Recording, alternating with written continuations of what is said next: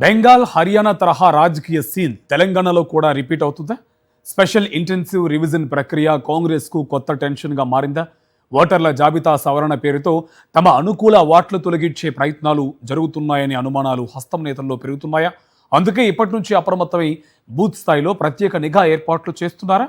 Take a look. తెలంగాణలో SIR ప్రక్రియ మొదలు కాకముందే రాజకీయ వేడి రాజుకుంది. ఎన్నికల సంఘం ఓటర్ల జాబితాను సమగ్రంగా సవరించేందుకు సిద్ధమవుతుండగా కాంగ్రెస్ మాత్రం ఈ ప్రక్రియపై అనుమానాలను వ్యక్తం చేస్తోంది. హడావుడిగా చేపడితే అర్హులైన ఓటర్ల పేర్లు జాబితా నుంచి తొలగిపోయే ప్రమాదముందని పార్టీ నేతలు హెచ్చరిస్తున్నారు. ప్రత్యేకంగా పట్టణ ప్రాంతాలు, వలస కార్మికులు, అద్దె ఇళ్లలో నివసించే కుటుంబాలు, విద్యార్థుల ఓట్ల విషయంలో జాగ్రత్త అవసరమని కాంగ్రెస్ భావిస్తోంది. గతంలో కొన్ని రాష్ట్రాల్లో ఓటర్ల జాబితాలపై వివాదాలు చెలరేగిన నేపథ్యంలో తెలంగాణలో కూడా అలాంటి పరిస్థితులు తలెత్తకుండా ముందస్తు చర్యలు తీసుకోవాలని పార్టీ నాయకత్వం నిర్ణయించినట్లుగా తెలుస్తోంది. ఇప్పటికే రాష్ట్ర ఎన్నికల ప్రధాన అధికారికి తెలంగాణ కాంగ్రెస్ 22 సూచనలు సమర్పించింది.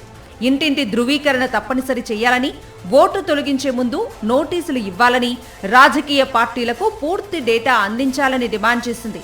ఎస్ఐఆర్ ప్రక్రియను తొందరపాటుగా కాకుండా దశల వారీగా నిర్వహించాలని కోరింది. అంతేకాదు బూత్ స్థాయి నుంచి ప్రత్యేక మానిటరింగ్ వ్యవస్థను ఏర్పాటు చేయాలని కాంగ్రెస్ నేతలు భావిస్తున్నారు. ప్రతి నియోజకవర్గంలో పార్టీ ప్రతినిధులు, బూత్ ఏజెంట్లు, స్థానిక నాయకులు ఓటర్ల జాబితాలను పరిశీలించేలా కార్యాచరణ సిద్ధం చేస్తోంది కాంగ్రెస్.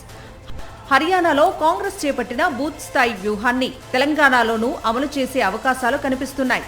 మరోవైపు ఎస్ఐఆర్ ప్రక్రియను కొందరు రాజకీయ ప్రయోజనాలకు వాడుకునే అవకాశం ఉందని కాంగ్రెస్ అనుమానిస్తోంది.